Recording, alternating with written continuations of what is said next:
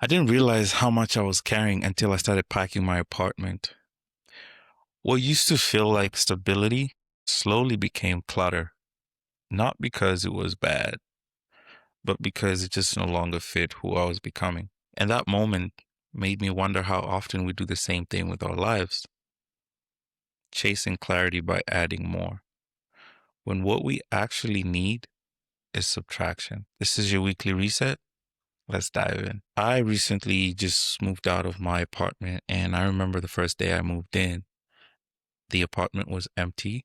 It was a blank canvas to paint whatever painting I wanted in the space that I had just occupied.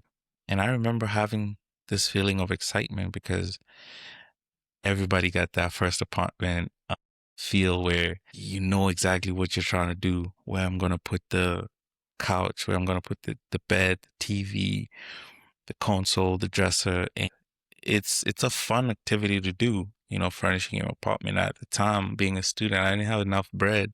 So I was just excited to piece together the little things that I could over time.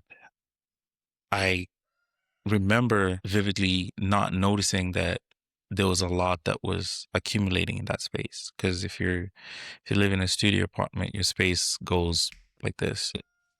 It was during the time that I was buying a lot of clothes, to be honest, that I started feeling that like, damn, why do I feel cluttered? Why do I feel like everything is just occupying my space? That's when it hit me that the space that I once had was no longer there. I noticed this pattern with humans as well. We tend to feel as though when we accumulate belongings, routines, people, behaviors, it feels productive. In the short term, adding more gives us relief. I think about it like this. When I would be going through it, the first thing I would do was think about, man, if I buy some clothes, my life would be straight right now. In the short term, it works. It gives you that quick, fast hit of dopamine. You feel good. You feel good about yourself, putting on clothes. Clothes are things that you can keep for years. Let's say that. I wish I bought Bitcoin, but I digress. Story for another day. When you live in areas where there's summer, winter, summer clothes are typically lighter than winter clothes. So you find yourself that during the summer, you have to put away your jackets and stuff like that, and you need space for that. But we just keep buying more and more without even ever considering that. To go back to humans, we typically confuse emotion with progress. I started asking myself, when did adding more become the default answer? Couldn't answer it, but I couldn't stop adding things to my space. I don't know if I blame the system.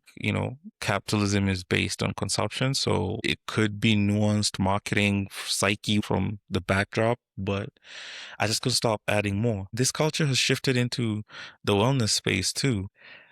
We already have full days. You go to work on a weekly basis. You literally don't have time.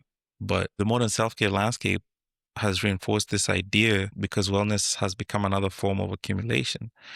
It's another responsibility. It's another item on the list. I'm not really against this way of thinking in terms of wellness, having more things on your plate, but I genuinely feel like for us to regulate our bodies and for us to be in a space where we're actually okay with ourselves, we have to go beyond the physical realm of wellness. Think about it from a financial standpoint. That's one dimension of wellness that they always tell us you got to do less. I wonder why.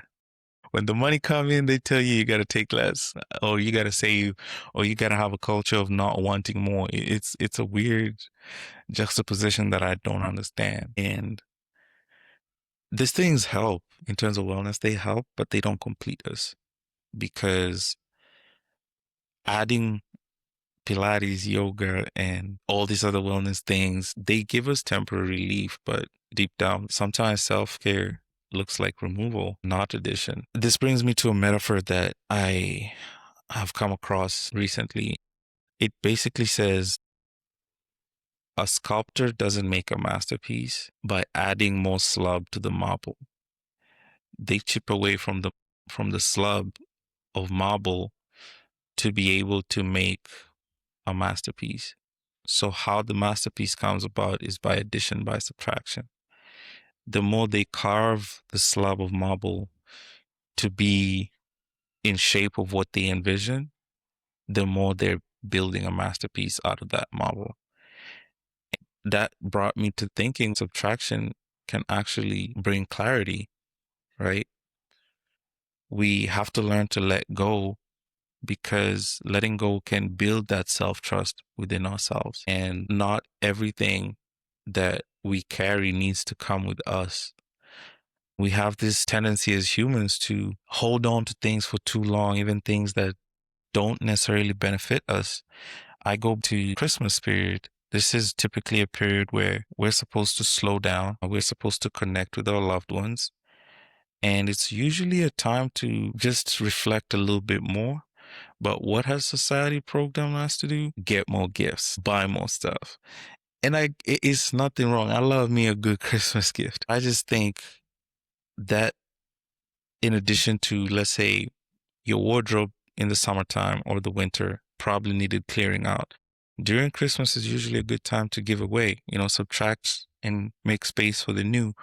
But we rarely do that. I know very few people, at least from my life experience, who tend to give away stuff during Christmas period. But that period that is meant for reflective, connecting mood, we end up just gifting and adding more stuff into the arsenals. So I think overall, this is a societal issue that we need to take a look and have a healthy conversation about.